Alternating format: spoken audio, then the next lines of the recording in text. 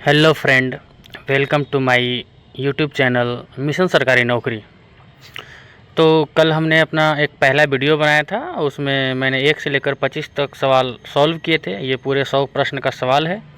तो बिना देरी किए आइए हम लोग स्टार्ट करते हैं 26वां प्रश्न से। 26वां प्रश्न है हमारा, भारतीय संविधान सभा की पहली बैठक कब हुई थी?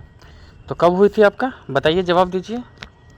तो ये है आपका आंसर है आपका 9 दिसंबर 1946 को। कब हुई थी? 9 दिसंबर 1946 को। ठीक है, अब नेक्स्ट जानते हैं इसके अन्य प्रश्नों के बारे में भी।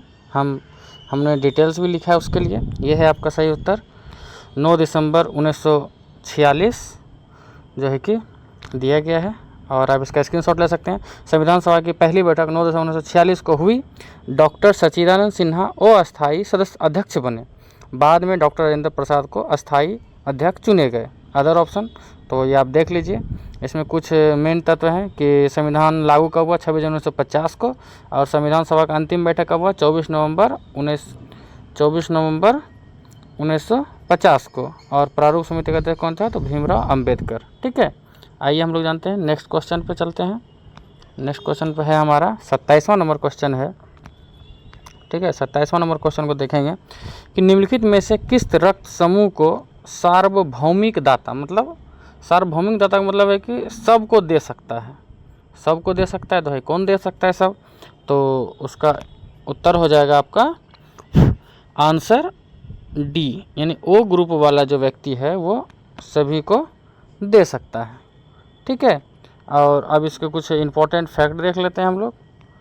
इम्पोर्टेंट फैक्ट है, सही उत्तर हमारा क्या है? सही उत्तर क्या है हमारा? सही उत्तर है डी, मतलब option number D, O group. O रक्त समूह वाले व्यक्ति का रक्त सभी रक्त समूहों को दिया जा सकता है, इसलिए इसे सार्वभौमिक दाता कहा जाता है। विशेष रूप से ओ सबसे सुरक्षित दाता माना जाता है। अब यहाँ पे दिया गया है ए किसको किसको दे सकता है? ए तथा ए बी को दे सकता है, बी को दे सकता है, और ए बी को दे सकता है, और ए बी है सार्वभौमिक ग्राही, मतलब वो किसी से ले सकता है। और ठीक है, और यहाँ पे एग्जाम फैक्ट दिया गया है, रक्त समूह का खोज कार्ल लैंडस्टीनर ने किया था। आरबीसी में एंटीजन पाए जाते हैं। ए बी रक्त समूह क्या है? वो यूनिवर्सल रेसिपिएंट है, मतलब सार्वभौमिक सार्वग्राही या सार्वभौमिक ग्राही कह सकते हैं। ठीक है, नेक्स्ट क्वेश्चन है। ठीक है, नेक्स्ट क्वेश्चन है हमारा, भारत की सबसे प्राचीन पर्वत श्रृंखला कौन सी है? भारत की सबसे प्राचीन पर्वत श्रृंखला बताइए, जवाब दीजिए। भारत की सबसे प्राचीन पर्वत श्रृंखला कौन सी है? तो यह है हमारा अरावली पर्वतमाला। इस बस सबसे पुराना है, हमको लगता है बहुत पुराना है ये अरावली पर्वतमाला। ठीक है, ऑप्शन नंबर बी। ठीक है, ऑप्शन नंबर बी। हिमालय के बारे में आप जानते ही हैं। हिमालय के बारे में ये बलित पर्वत, नवीन बलित पर्वत है। विंध्याचल पर्वत आप जानते हैं कि मध्य भारत क्षेत्र में पाया जाता है। सतपुरा जो है कि नर्मदा और ताप्ती नदियों के बीच में अवेलेबल है। तो इसका फैक्ट देख लेते हैं हम लोग। आइए, फैक्ट भी दिया गया है, हमने फैक्ट के भी तैयार किए हैं। आप लोग इसका स्क्रीनशॉट ले सकते हैं। फैक्ट में है हमारा सही उत्तर है सबसे पहले अरावली। अरावली भारत की सबसे प्राचीन बलित पर्वत श्रृंखला मानी जाती है। यह गुजरात से दिल्ली तक फैली हुई है। अदर फैक्ट है हिमालय नवीन है, क्या है? हिमालय नवीन बलित पर्वत है आपका। उसके बाद विंध्य मध्य भारत क्षेत्र में है, सतपुरा नर्मदा ताप्ती के बीच में है। एग्जाम फैक्ट है कि अरावली की सर्वोच्च चोटी क्या है? गुरु शिखर। गुरु शिखर का भी सबसे ऊंची चोटी है क्या है? माउंट आबू। और हिमालय विश्व की सबसे ऊंची पर्वत श्रृंखला है। ठीक है, जैसे कि माउंट एवरेस्ट नाम से जाना जाता है। ठीक है, हिमालय की सबसे ऊंची कहेगा तो माउंट एवरेस्ट। हिमालय में बहुत सारी चोटियाँ हैं, कंचनजंगा है, केटू है, काराकोरम है। भारत में भी है बहुत सारी चोटियाँ। तो आइए नेक्स्ट क्वेश्चन की ओर चलते हैं फटाफट बिना टाइम गवाए। और हमारा नेक्स्ट क्वेश्चन है यहाँ पे 29 नंबर क्वेश्चन है। ठीक है, directive principle of state policy किस शब्द, मतलब directive principle of state policy शब्द किस देश के संविधान से लिया गया है? इसका मतलब होता है नीति निर्देशक तत्व। क्या होता है इसका मतलब? नीति निर्देशक तत्व। ठीक है ना, इसका हिंदी होता है नीति निर्देशक तत्व। हिंदी क्या होता है? नीति निर्देशक तत्व, नीति निर्देशक तत्व, ठीक है। और ये कहाँ से लिया गया है? तो आपका आयरलैंड से लिया गया। कहाँ से लिया गया है? तो आयरलैंड से, ठीक है, आयरलैंड से लिया गया है। आइए इसके बारे में यहाँ पे दिया गया है, हम लोग लिख के लाए हैं पहले से ही, ठीक है, स्क्रीनशॉट आप लोग ले सकते हैं। सही उत्तर है आपका आयरलैंड, ठीक है, सही उत्तर आपका क्या है? आयरलैंड। भारतीय संविधान के नीति निर्देशक तत्व आयरलैंड के संविधान से लिए गए हैं। इसका उद्देश्य सामाजिक एवं आर्थिक लोकतंत्र स्थापित करना है। अदर ऑप्शन फैक्ट क्या है? अमेरिका से क्या लिया गया है? तो आपका मौलिक अधिकार लिया गया है। अमेरिका से क्या लिया गया है? आपका मौलिक अधिकार लिया गया है। कनाडा से संघीय व्यवस्था, फ्रांस से स्वतंत्रता, समानता एवं बंधुत्व लिया गया है। डीपीएसपी कहाँ है? आपका भाग 4 में है, और जो कि अनुच्छेद 36 से 51 तक, यानी कि नीति निर्देशक तत्व कहाँ से है? 36 से 51 के बीच में है। कल्याणकारी राज्य की अवधारणा इसी में है, ठीक है। आइए नेक्स्ट क्वेश्चन जानते हैं, इसको स्क्रीनशॉट एक्सेस कर लीजिएगा, बहुत इंपॉर्टेंट है आपका क्वेश्चन, एकदम लड़ेगा ही लड़ेगा, आप देख लीजिएगा, ठीक है। नहीं लड़ेगा तो फिर आप हमें कमेंट में आके जो कहना है कह सकते हैं। नेक्स्ट क्वेश्चन है आपका प्रश्न नंबर 30, परमाणु का केंद्रक किस वैज्ञानिक ने खोजा? परमाणु का केंद्र किस वैज्ञानिक ने खोजा? तो परमाणु का केंद्र किसने खोजा है भाई, बताओ? ऑप्शन नंबर बी, किसने खोजा है? रदरफोर्ड ने खोजा है, ठीक है। रदरफोर्ड ने खोजा है। और जे थॉमसन के बारे में आप लोग जानते हैं कि इन्होंने इलेक्ट्रॉन का खोज किया है। बोर जो है कि नील्स बोहर जो है कि आपका परमाणु मॉडल दिया था, और चैडविक ने न्यूट्रॉन का। ऐसे तो 3 को पूछा जाता है, इलेक्ट्रॉन, प्रोटॉन और न्यूट्रॉन। इसके बारे में इसका एक होता है सूत्र होता है, शॉर्टकट होता है ईज।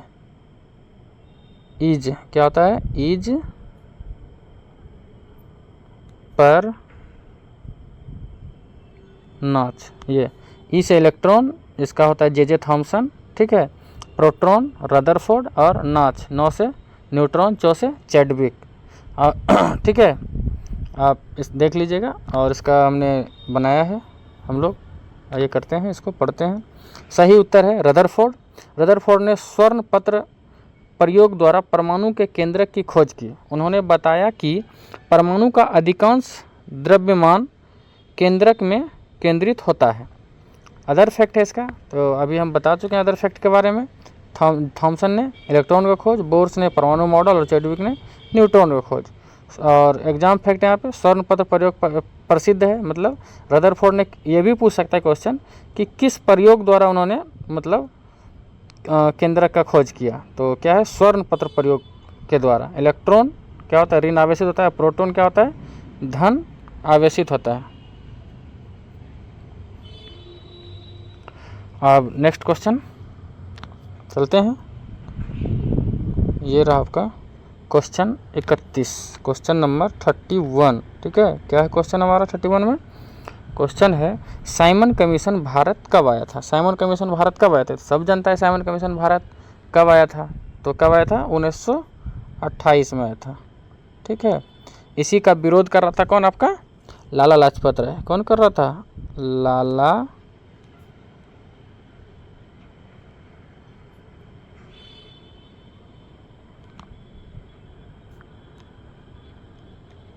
लाजपत राय कर रहे थे, और जिसकी वजह से उसको लाठी लगने से उसकी मृत्यु हो गई थी, ठीक है। पेन आज काम अच्छा से नहीं कर रहा, लिखा नहीं रहा, ठीक है। और ये आने वाला था कब? 1927 में आने वाला था, 1927 में आने वाला था, लेकिन सॉरी 1900, ये हम गलत बता दिए, 1 मिनट, ठीक है। इसका ऑप्शन क्या है? हमारा सी है। और इसका एक्सप्लेनेशन सीधा सीधा देख लेते हैं हम लोग, थोड़ा सा मिसअंडरस्टैंडिंग हो गई। आइए जानते हैं इसके बारे में। सही उत्तर है सी, ठीक है। सही उत्तर क्या है आपका? सी है, यानी कि 1928 में आया, ठीक है। ब्रिटिश सरकार ने 27 में साइमन कमीशन की घोषणा की तथा 1928 में भारत आया। इसमें एक भी भारतीय सदस्य नहीं था, इसलिए पूरे देश में साइमन गो बैक आंदोलन हुआ, ठीक है। हम सही बता रहे थे, 1927 में ही मतलब घोषणा हुआ, हम आने वाला बोल रहे हैं, घोषणा हुआ था, ठीक है। अदर ऑप्शन फैक्ट है 1919 में रॉलेट एक्ट यानी जलियांवाला बाग हत्याकांड हुआ था। कहाँ में? अमृतसर में हुआ था। 1927 में आयोग की घोषणा, और 1930 में दांडी मार्च प्रारंभ हुआ, ठीक है। दांडी मार्च प्रारंभ हुआ किस लिए? तो नमक सत्याग्रह, नमक कानून के लिए हुआ था। और इसका क्या बोलते हैं आपका, हाँ, साइमन कमीशन का अध्यक्ष कौन था, जॉन साइमन था।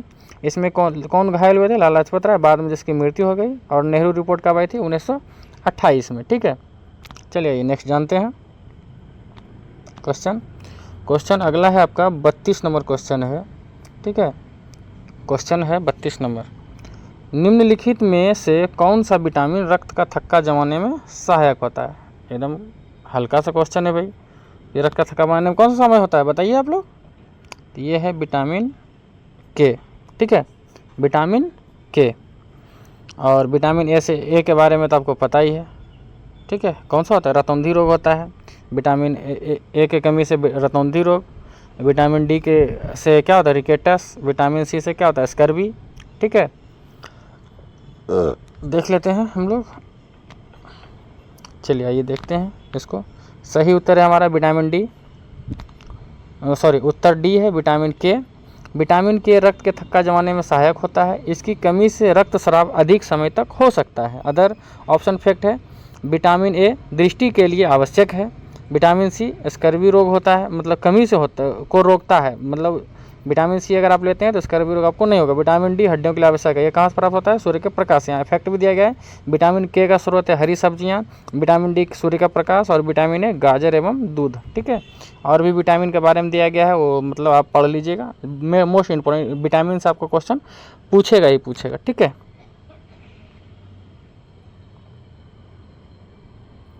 अब आइए हम लोग आते हैं 33 नंबर सवाल पे। ठीक है, 33 नंबर सवाल है, भारत की सबसे लंबी सहायक नदी। एकदम हल्का क्वेश्चन है, ये तो सब जानता है। यहाँ पे जमुना, यानी यमुना। ठीक है, ये है आपका राइट आंसर। इसका एक्सप्लेनेशन भी थोड़ा बहुत हमने सबका एक्सप्लेनेशन दिया हुआ है, एक्सप्लेनेशन देख लीजिएगा। सही उत्तर ए है, ये आपका यमुना गंगा नदी की सबसे लंबी सहायक नदी है। इसका उद्गम यमुनोत्री हिमनद से होता है तथा प्रयागराज में गंगा से मिलती है, यानी गंगा यमुना सरस्वती वहीं पे मिलती है। ठीक है, कोसी को क्या कहा जाता है आपका, बिहार का शोक। ठीक है, और ये कहाँ से निकलती है, नेपाल से निकलती है। और ये कहाँ पे मिलती है आके, तो आपका कटिहार में आके मिलती है। बिहार में कहाँ में, गंगा में कहाँ मिलती है, कटिहार के कुर्सेला में आके मिलती है। घाघरा तिब्बत से निकलती है। गोमती उत्तर प्रदेश की प्रमुख नदी। गोमती नदी के किनारे जौनपुर शहर बसा हुआ है। ठीक ना, त्रिवेणी संगम कहाँ, प्रयागराज में। यमुना पर ताजमहल स्थित है। कोसी बार बार मार्ग बदलने के कारण इसको बिहार का शोक कहा जाता है, इसलिए हर साल बिहार में बाढ़ का कारण बनती है। ठीक है, उसके बाद है हमारा अगला क्वेश्चन। ठीक है, अगला क्वेश्चन है 34 नंबर, भारतीय संविधान के किस अनुच्छेद में शिक्षा का अधिकार दिया गया है। भारतीय संविधान के किस अनुच्छेद में शिक्षा का अधिकार दिया गया है। तो यह आपका ऑप्शन नंबर क्या है, बताइए जल्दी से। ये है आपका ऑप्शन नंबर बी में क्या दिया गया है, अनुच्छेद 21 का ए में। ठीक है, ये है आपका सही उत्तर। ठीक है, 21 का ए में शिक्षा का अधिकार। और भी बहुत सारा अधिकार है हमारे पास, तो उसके लिए हमने एक बनाया है। तो ये है आपका उसका एक्सप्लेनेशन। ठीक है, एक्सप्लेनेशन देखेंगे तो शिक्षा का अधिकार कहाँ है, 21 का ए में है। कहाँ है, 21 का ए में। 86वें संविधान संशोधन द्वारा 6 से 14 वर्ष तक के बच्चों के लिए शिक्षा का अधिकार मौलिक अधिकार बनाया गया। अदर फैक्ट है, अनुच्छेद 19 में क्या है आपका, स्वतंत्रता का अधिकार। अनुच्छेद 25 में क्या है, धार्मिक स्वतंत्रता। और अनुच्छेद 32 में क्या है, संवैधानिक उपचार, यानी मौलिक अधिकार का अगर हमारा हनन होगा तो हम इसमें संवैधानिक उपचार के कर, मतलब उसमें हम उसके लिए हम केस कर, मतलब कोर्ट में जा सकते हैं। 86वां संविधान संशोधन कब हुआ था आपका, ये 2002 में। इसी के द्वारा क्या गया, 6-14 वर्ष के बच्चों के लिए शिक्षा का अधिकार लागू किया। RTA एक्ट लागू कब हुआ, 2019 में। और शिक्षा क्या है, अब मौलिक अधिकार हो गया है, सबको शिक्षा मिलना अनिवार्य है। ठीक है, नेक्स्ट आपका 35 नंबर क्वेश्चन। ठीक है, क्या है, 35 नंबर क्वेश्चन है आपका, विद्युत धारा की SI इकाई क्या है। क्या है बताइए, विद्युत धारा की SI इकाई। विद्युत धारा की SI इकाई क्या है, तो यह है आपका उत्तर सी। क्या है, सी, एम्पियर। क्या है, एम्पियर। ठीक है, और इसका ऑप्शन क्या है, चलिए देखते हैं, थोड़ा सा जानते हैं इसका। विद्युत धारा की एसआई इकाई एम्पियर है। यह किसी चालक में प्रति सेकंड प्रवाहित विद्युत आवेश की मात्रा को दर्शाती है। वोल्टमीटर विभवांतर इकाई का है। वोल्टमीटर किसका है? विभवांतर इकाई। ओम प्रतिरोध इकाई का, प्रतिरोध का ओम होता है, विभवांतर का वोल्ट होता है, शक्ति का वाट होता है। ओम का नियम V बराबर IR, विद्युत शक्ति का P बराबर VI, ठीक है। और एम्पियर क्या है? आंद्रे मेरी एम्पियर के नाम पर उसका नाम पड़ा एम्पियर, ठीक है। एम्पियर से रिलेटेड था, आंद्रे मेरी एम्पियर के नाम से एम्पियर का नाम पड़ा, ठीक है, इकाई का। नेक्स्ट क्वेश्चन,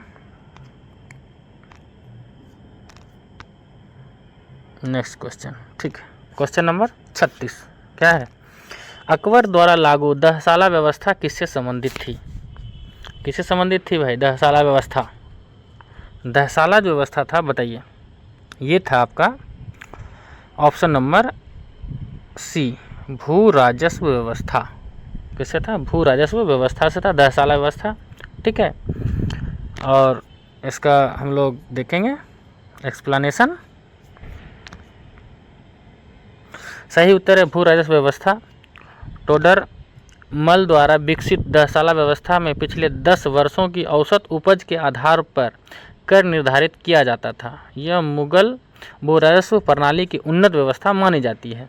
सैन्य संगठन क्या था? मनसबदारी प्रथा। मनसबदारी प्रथा के आधार पर सैन्य संगठन होता था। न्याय व्यवस्था काजी एवं सद्र। धार्मिक नीति सुलह एक कुल सिद्धांत, ठीक है। टोडर मल क्या था? अकबर का वित्त मंत्री था। जब्त प्रणाली से संबंधित, जब्ती प्रणाली संबंधित था। और भूमि नाप बांस की जरीब होती थी। क्या होती थी? भूमि नाप बांस की जरीब। अगला क्वेश्चन है हमारा 37 नंबर, ठीक है। 37 नंबर क्वेश्चन है, ऑक्सीकरण की प्रक्रिया में क्या होता है? ऑक्सीकरण की प्रक्रिया में क्या होता है? तो आइए जानते हैं ऑक्सीकरण की प्रक्रिया में क्या होता है। ये आपका होता है ऑप्शन नंबर A, इलेक्ट्रॉन का त्याग होता है। C नंबर ऑप्शन है, क्या है? इलेक्ट्रॉन का त्याग होता है, ठीक है।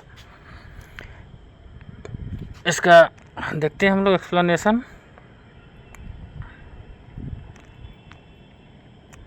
किसी पदार्थ द्वारा इलेक्ट्रॉन खोना ऑक्सीकरण कहलाता है।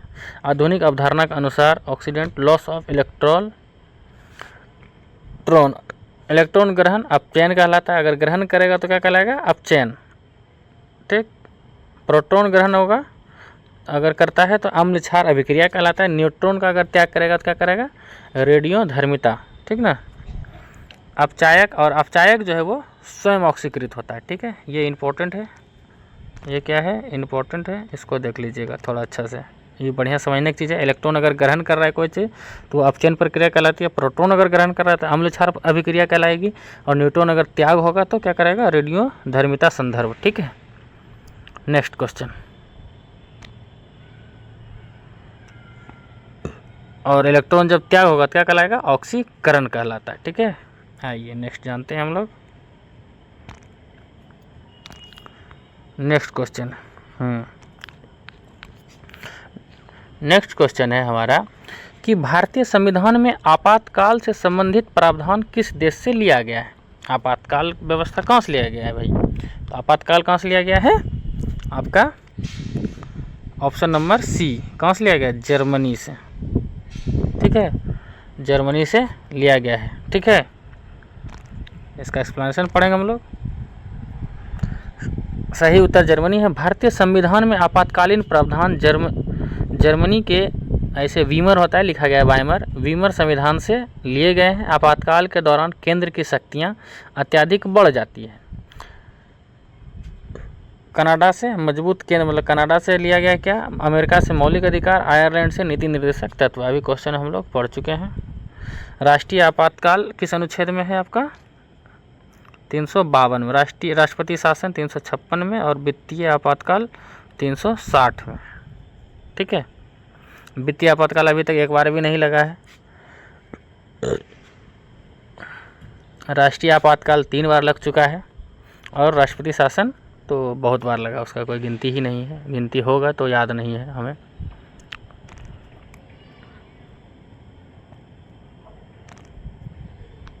अभी हाल ही में हम क्वेश्चन ये पढ़ा चुके हैं।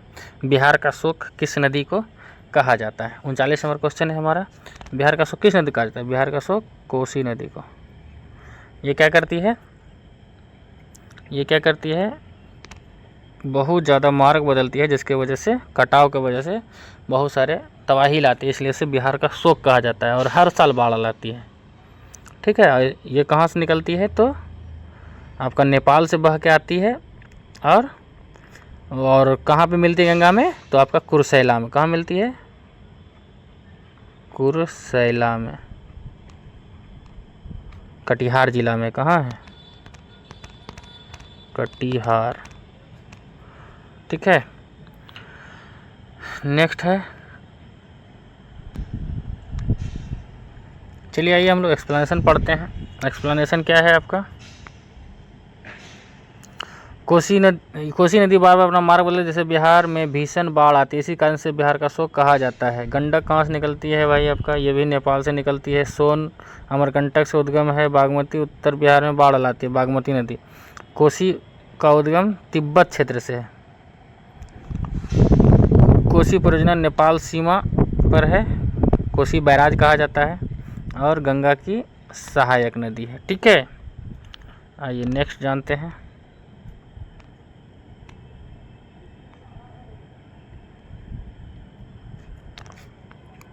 क्वेश्चन नंबर 40, निम्नलिखित में से किस वैज्ञानिक ने सापेक्षता का सिद्धांत दिया? सापेक्षता का सिद्धांत सब जानता है, एकदम नॉर्मल सा क्वेश्चन है। ठीक है, सापेक्षता का सिद्धांत किसने दिया? तो ये दिया अल्बर्ट आइंस्टीन ने। किसने दिया है? आइंस्टीन ने। ठीक है, और इसका एक्सप्लेनेशन हम लोग देखते हैं। उत्तर बी आइंस्टीन। अल्बर्ट आइंस्टीन ने विशेष एवं सामान्य सापेक्षता सिद्धांत दिया। इसके अनुसार समय, द्रव्यमान और दूरी पर्यवेक्षक की गति पर निर्भर कर सकते हैं। न्यूटन ने क्या दिया भाई? गुरुत्वाकर्षण का नियम। गैलीलियो पिंडों की गति का अध्ययन किया और केपलर ने ग्रहों की गति का नियम दिया। ऊर्जा द्रव्यमान का संबंध क्या है? ई बराबर mc²। आइंस्टीन को नोबेल पुरस्कार मिला 1921 में।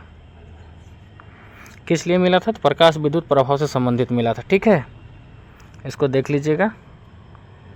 सापेक्षता का सिद्धांत क्या है? ई बराबर mc²। ई बराबर mc²।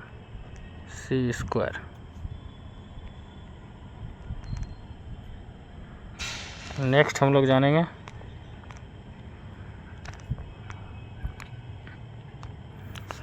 नेक्स्ट क्वेश्चन है 41, फॉरवर्ड ब्लॉक संगठन की स्थापना किसने की थी? फॉरवर्ड ब्लॉक किसने किया था? तो ये किसने किया था? आपका सुभाष चंद्र बोस ने किया था। किसने किया था? सुभाष चंद्र बोस ने। ठीक है, चलिए ये देखते हैं एक्सप्लेनेशन। सही उत्तर है सुभाष चंद्र बोस। 1939 में कांग्रेस अध्यक्ष पद छोड़ने के बाद सुभाष चंद्र बोस ने फॉरवर्ड ब्लॉक की स्थापना की। इसका उद्देश्य कांग्रेस के भीतर वामपंथी शक्तियों को संगठित करना था। और नेहरू जी के बारे में यहाँ दिया गया अदर ऑप्शन का फैक्ट है। नेहरू जी पूर्ण स्वराज का प्रस्ताव 1929 में लेकर आए थे। भगत सिंह HSRA का संगठन बनाया था। ठीक है ना। उसके बाद है लाला लाजपत राय, जिसको कि पंजाब केसरी के नाम से जाना जाता था। इसकी मृत्यु कब हो गई थी? 1928 में साइमन कमीशन के समय, लाठी लगने से। साइमन कमीशन के समय लाठी लगने से। ठीक है, फॉरवर्ड ब्लॉक का स्थापना कब हुआ था? 1939 में। आज़ाद हिंद फौज का गठन किसने किया था? सुभाष चंद्र बोस ने। तुम मुझे खून दो अब मैं तुम्हें आज़ादी दूंगा, ये भी नारा किसने दिया था? सुभाष चंद्र बोस ने ही दिया था। ठीक है,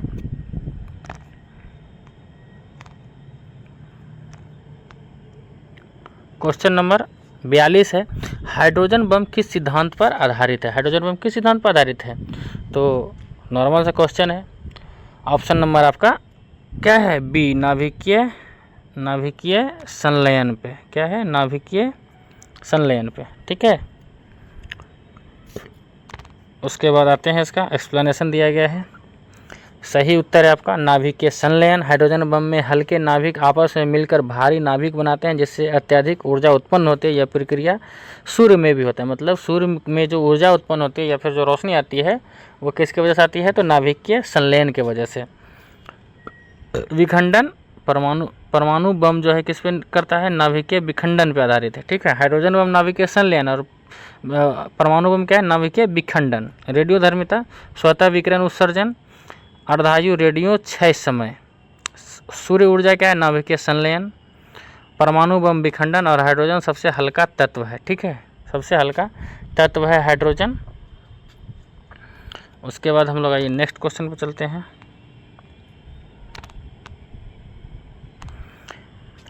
प्रश्न नंबर 43 है, भारतीय संविधान में मूल कर्तव्य किस समिति की सिफारिश पर जोड़े गए। भारतीय संविधान में जो है कि मूल कर्तव्य किस समिति की सिफारिश जोड़े गए, तो ये है आपका option number B. Option number B, Swaran Singh समिति। क्या है, स्वर्ण सिंह समिति पर। ठीक है, इसका सीधा हम लोग फैक्ट देखते हैं। सही उत्तर है बी, स्वर्ण सिंह समिति। 1976 में, ठीक है, 1976 में आपका स्वर्ण सिंह समिति की सिफारिश पर संविधान में मौलिक कर्तव्य जोड़े गए। इन्हें 42वें संशोधन द्वारा शामिल किया गया। उसके बाद है साकारिया समिति का संबंध किससे, केंद्र राज्य संबंध से है। राजमन्नार समिति, राज्य स्वायत्ता, बलवंत राय मेहता, पंचायती राज। ठीक है, और उसके बाद है यहाँ पे मौलिक कर्तव्य किस में है हमारा, वर्णन अनुच्छेद 51 का ए में है। ठीक है ना, वर्तमान में कितना मौलिक कर्तव्य है, तो 11 है। और संविधान का किस भाग में है, तो भाग 4 का ए में है। ठीक है, इसका वर्णन किया गया है। नेक्स्ट है, आइए नेक्स्ट जानते हैं हम लोग क्वेश्चन नंबर 44। लाल रक्त कणिकाओं का निर्माण मुख्यतः कहाँ होता है। लाल रक्त कणिकाओं का निर्माण मुख्यतः कहाँ होता है, तो ये है आपका रहा क्वेश्चन। और आंसर क्या है आपका बी। क्या है, बी। कहाँ रहता है, अस्थि मज्जा में। कहाँ रहता है, अस्थि मज्जा में। ये है आपका एक्सप्लेनेशन है। सही उत्तर है आपका अस्थि मज्जा। लाल रक्त कणिकाएं अस्थि मज्जा में यानी बोन मैरो में बनती है। इसमें हेमोग्लोबिन होता है जो ऑक्सीजन का परिवहन करता है। और इसके बाद है यहाँ पे 3 ऑप्शन और दिए गए हैं। अदर ऑप्शन फैक्ट है यहाँ पे क्या, यकृत में क्या होता है, यकृत में क्या होता है आपका, पित्त का निर्माण होता है। हृदय रक्त पंपिंग करता है। प्लीहा क्या है, आरसीबी बार बार हो जाता है, आरबीसी होता है। आरसीबी तो यार टीम है यार, आरबीसी का विनाश, यानी कि इसको क्या कहते हैं, प्लीहा क्या कहते हैं, प्लीहा मतलब आरबीसी का कब्रगाह कहा जाता है इसको। आरबीसी का जीवन काल लगभग 120 से 120 दिन होता है। हीमोग्लोबिन लो युक्त प्रोटीन है। डब्ल्यूबीसी रोग प्रतिरोधक क्षमता, मतलब जिसके शरीर में डब्ल्यूबीसी कम होने लगता है, इसका मतलब उसकी रोग प्रतिरोधक क्षमता कम हो जाती है, मतलब रोग से लड़ने की क्षमता कम हो जाती है। नेक्स्ट क्वेश्चन है आपका प्रश्न नंबर 45। क्या है, प्रश्न नंबर 45। द्वैध शासन प्रणाली भारत में किस अधिनियम द्वारा लागू की गई। द्वैध शासन प्रणाली भारत में किस अधिनियम द्वारा लाई गई, तो यह है द्वैध शासन प्रणाली ऑप्शन नंबर बी। क्या है ऑप्शन नंबर बी, 1919 का अधिनियम। कब लाया गया, 1919 का अधिनियम। ठीक है, 1919 का अधिनियम। इसका एक्सप्लेनेशन देखेंगे हम लोग। सही उत्तर है 1919 का अधिनियम मॉन्टेग्यू चेम्सफोर्ड सुधारों के आधार पर 1919 के भारत शासन अधिनियम द्वारा प्रांतों में द्वैध शासन लागू किया गया। इसमें विषयों को आरक्षित एवं हस्तांतरित भागों में बांटा गया। अदर ऑप्शन फैक्ट है 1909 में क्या हुआ, तो पार्लियामेंट्री सुधार, और इसी में क्या लाया गया, अलग निर्वाचन प्रणाली। 1935 में प्रांतीय स्वायत्ता, और संविधान का बहुत सारा भाग 1935 का जो अधिनियम आया था उसके तहत दिया गया। 1947 में भारतीय स्वतंत्रता अधिनियम लाया गया। द्वैध शासन समाप्त कब हुआ, 1935 के अधिनियम के तहत। पृथक निर्वाचन 1919 में, मतलब मुसलमानों के लिए पृथक निर्वाचन। और संघीय न्यायालय कब है, 1935 का अधिनियम में। ठीक है, चलिए नेक्स्ट क्वेश्चन है हमारा। नेक्स्ट क्वेश्चन क्या है हमारा, प्रश्न नंबर 46 है। पिट्स इंडिया एक्ट कब पारित हुआ? पिट्स इंडिया कब पारित हुआ? तो ये कब पारित हुआ आपका ऑप्शन नंबर इसका क्या है? बी, 1784 में पारित हुआ। ठीक है, इसका यहाँ पे एक्सप्लेनेशन हमने लिखा है। सही उत्तर है 1784। पिट्स इंडिया एक्ट 1784 में ब्रिटिश संसद द्वारा पारित किया गया। इसके तहत भारत में कंपनी के राजनीतिक कार्यों पर ब्रिटिश सरकार का नियंत्रण बढ़ा तथा बोर्ड ऑफ कंट्रोल की स्थापना हुई। अब यहाँ पे अदर ऑप्शन फैक्ट है। अदर ऑप्शन फैक्ट क्या है? 1773 में रेगुलेटिंग एक्ट आया, 1793 में चार्टर्ड एक्ट 1793 आया, 1813 में व्यापारिक एकाधिकार समाप्त कर दिया गया। ठीक है, पिट्स इंडिया एक्ट दोहरी शासन प्रणाली, बोर्ड ऑफ कंट्रोल की स्थापना हुई इसी में, और गवर्नर जनरल की शक्तियाँ बढ़ गई। ठीक है, आइए नेक्स्ट क्वेश्चन जानते हैं हम लोग। नेक्स्ट क्वेश्चन है आपका 47 नंबर। निम्नलिखित में से कौन सा हार्मोन आपातकालीन हार्मोन कहलाता है? तो कौन सा हार्मोन आपातकालीन हार्मोन कहलाता है भाई बताइए? ये इसका है ऑप्शन नंबर क्या है? सी, ऑप्शन नंबर सी, एड्रेनालिन। ठीक है, इसका एक्सप्लेनेशन हम लोग देखेंगे। सही उत्तर है एड्रेनालिन। एड्रेनालिन हार्मोन संकट या भय की स्थिति में शरीर को तुरंत प्रक्रिया हेतु तैयार करता है। यह हृदय गति एवं रक्तचाप को बढ़ा देता है। ठीक है, अदर ऑप्शन फैक्ट है। थायरॉक्सिन क्या है? उपापचय नियंत्रण करता है। इंसुलिन क्या है? रक्त शर्करा नियंत्रण करता है। एस्ट्रोजन क्या है? स्त्री लैंगिक हार्मोन है। एड्रेनिल, एग्जाम्पल एड्रेनिल क्या है? अधिवृक्क ग्रंथि है। फाइटर और फ्लाइट हार्मोन मतलब लड़ो और उड़ो, लड़ो या उड़ो हार्मोन, इसको हिंदी में क्या कहते हैं हम लोग? लड़ो या उड़ो, लड़ो या उड़ो हार्मोन, ऐसे ज़्यादातर रहता है लड़ो या उड़ो हार्मोन। इंसुलिन क्या है? अग्नाशय पेनक्रिया से स्रावित होता है। ठीक है, आइए नेक्स्ट जानते हैं।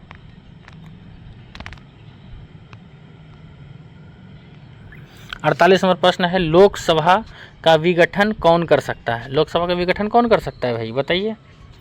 तो लोकसभा का विघटन कौन कर सकता है? ऑप्शन नंबर आपका सी है। कौन कर सकता है? राष्ट्रपति कर सकता है। कौन कर सकता है? राष्ट्रपति। किसके सलाह पे? तो प्रधानमंत्री के सलाह पे। किसके सलाह पे? तो आपका कौन कर सकता है? प्रधानमंत्री की सलाह पर। ठीक है, प्रधानमंत्री की सलाह पर। ठीक है, आइए एक्सप्लेनेशन देखते हैं। एक्सप्लेनेशन में है दिया हुआ यहाँ पे, सॉरी राष्ट्रपति यहाँ छूट गया है। राष्ट्रपति प्रधानमंत्री की सलाह पर लोकसभा को समय पूर्व भंग कर सकता है। यह संसदीय शासन प्रणाली का महत्वपूर्ण प्रावधान है। अब यहाँ पे अदर ऑप्शन फैक्ट दिया गया है। प्रधानमंत्री क्या होता है? मंत्रिपरिषद का प्रमुख होता है। मुख्य न्यायाधीश न्यायपालिका प्रमुख होता है। लोकसभा अध्यक्ष सदन संचालक होता है। ठीक है, लोकसभा का कार्यकाल 5 वर्ष। राज्यसभा अस्थायी सदन है, मतलब इस कभी भंग नहीं होता। इसके सदस्य का कार्यकाल कितना होता है? 6 वर्ष का होता है। कितने वर्ष का होता है? 6 वर्ष का, और प्रत्येक 2 वर्ष में इसका चुनाव होता है।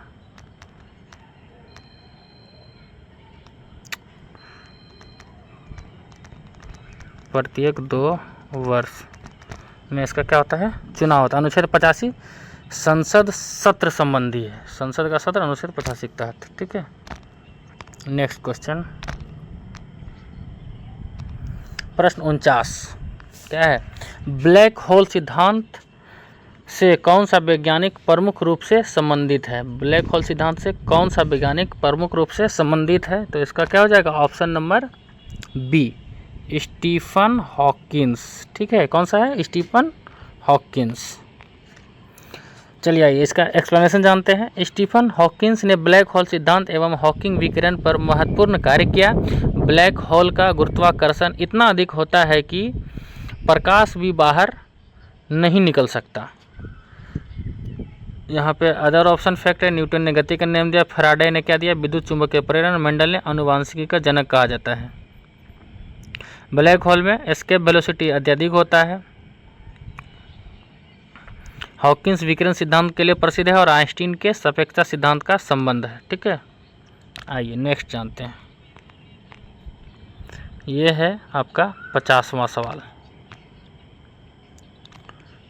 भारत का मैग्ना कार्टा किस अधिनियम को कहा जाता है? किस अधिनियम को कहा जाता है भारत का मैग्ना कार्टा? तो ये कहा जाता है 1858। किसको कहा जाता है? महारानी, ऑप्शन नंबर क्या है? डी, महारानी विक्टोरिया की घोषणा 1858 को क्या कहा जाता है? भारत का मैग्ना कार्टा कहा जाता है।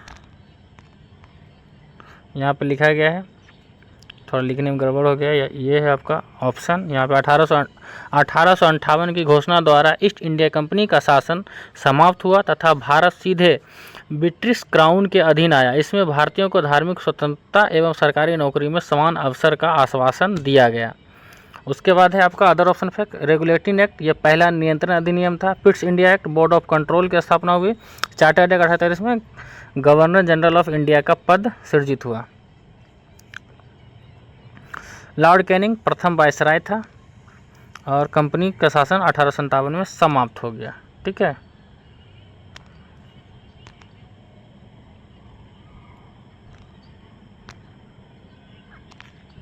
अब है 51 नंबर प्रश्न, गीता रहस्य पुस्तक के लेखक कौन है? एकदम बिल्कुल हल्का क्वेश्चन है। गीता रहस्य पुस्तक के लेखक कौन है आपका? तो ये है ऑप्शन नंबर ए, बाल गंगाधर तिलक। ठीक है, आइए सीधा एक्सप्लेनेशन जानते हैं इसका। सही उत्तर है बाल गंगाधर तिलक। गीता रहस्य लोकमान्य तिलक द्वारा मांडले जेल में लिखी गई प्रसिद्ध पुस्तक है। इसमें इन्होंने कर्म योग की व्याख्या की तथा गीता को सक्रिय जीवन का ग्रंथ बताया। अब यहाँ पे गोखले से रिलेटेड चीज़ है, मतलब other option fact, Gokhale servant of India society. Bipin Paul यानी कि लाल बाल पाल के त्रयी में से एक थे, यानी कि लाल बाल पाल कौन था? लाला लाजपत राय, बिपिन चंद्र पॉल। और लाला लाजपत राय क्या कहा जाता है? पंजाब केसरी। तिलक स्वराज मेरा जनसी अधिकार का नारा दिया था। केसरी एवं मराठा पत्र निकाले थे और होम रूल आंदोलन से भी संबंधित थे। और होम रूल आंदोलन से और कौन संबंधित थे? तो एनी बेसेंट भी संबंधित थी। क्या थी? Annie Besant. ठीक है, आइए नेक्स्ट जानते हैं।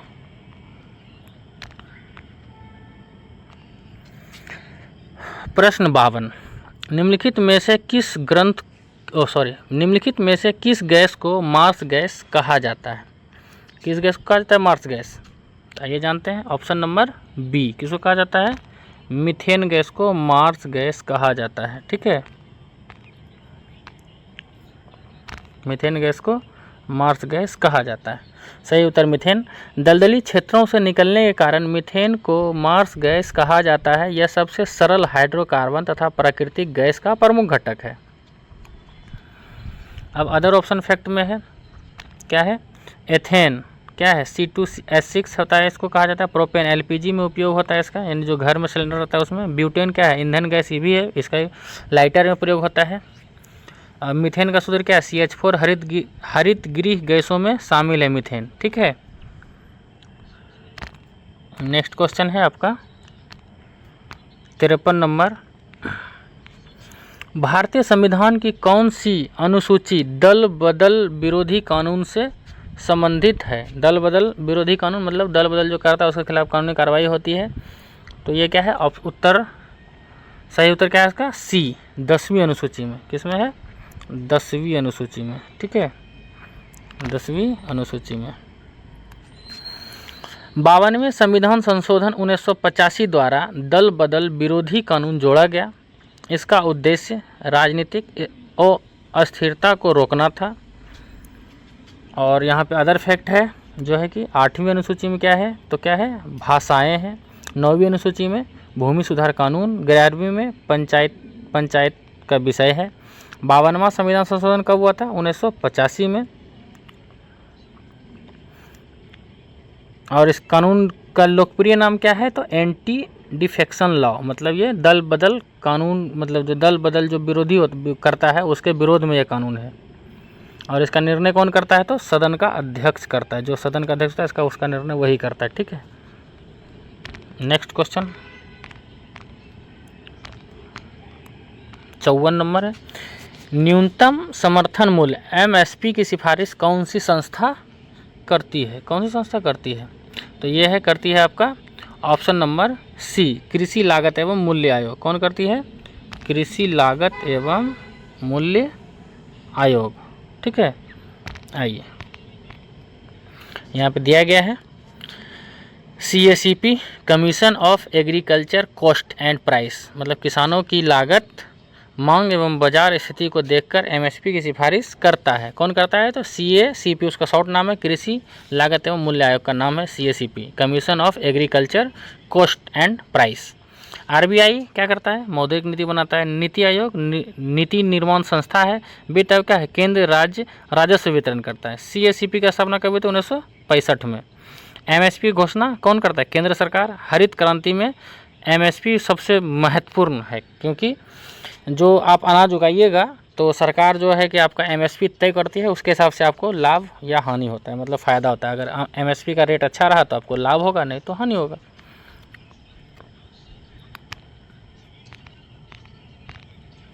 नेक्स्ट क्वेश्चन है अब हमारा प्रश्न 55, प्रतिरोध की SI इकाई क्या है? तो प्रतिरोध की SI इकाई क्या है आपका? ऑप्शन नंबर B क्या है? ओम। प्रतिरोध का ओम यहाँ दिया गया है। सही उत्तर ओम। किसी चालक द्वारा विद्युत धारा के प्रवाह में उत्पन्न बाधा को प्रतिरोध कहते हैं, इसकी SI इकाई ओम है। अदर ऑप्शन फैक्ट है यहाँ पे, बोल्ट विभवांतर का, कूलम आवेश का कूलम, धारिता का फैराडे। ठीक है, आइए चलिए आइए हम लोग स्टार्ट करते हैं आगे अगला क्वेश्चन। ठीक है, अगला क्वेश्चन है हमारा ये रहा। प्रश्न 56 है, सॉन्डर्स की हत्या किस क्रांतिकारी संगठन द्वारा की गई? किस क्रांतिकारी संगठन द्वारा किए गए थे? तो यह है इसका ऑप्शन नंबर C। किस क्रांति द्वारा? हिंदुस्तान सोशलिस्ट रिपब्लिकन एसोसिएशन, जिसका की स्थापना किसने किया था? भगत सिंह ने। इसका ऐसे क्या नाम था? HSRA, और इसका किसने किया था स्थापना? भगत सिंह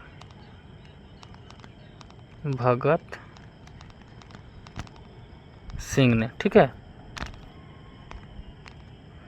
आइए सही उत्तर है Hindustan socialist Republican association. Lala Lajpat Rai की मृत्यु का बदला लेने हेतु 1928 में भगत सिंह, राजगुरु और चंद्रशेखर आज़ाद ने HSRA के अंतर्गत सॉन्डर्स की हत्या की थी।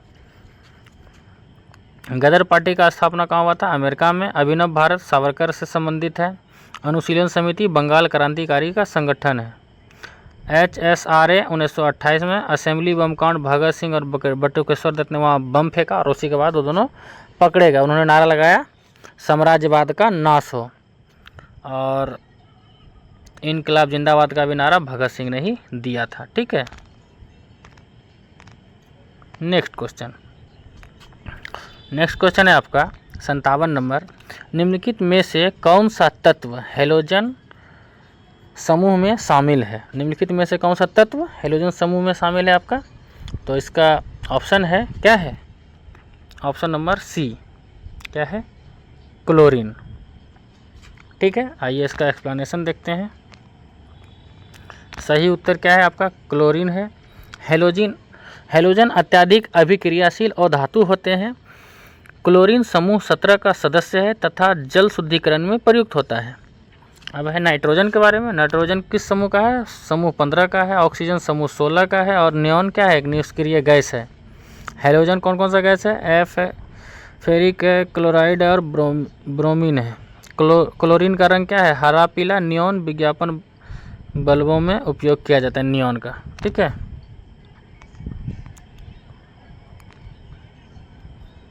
आइए 58 नंबर क्वेश्चन।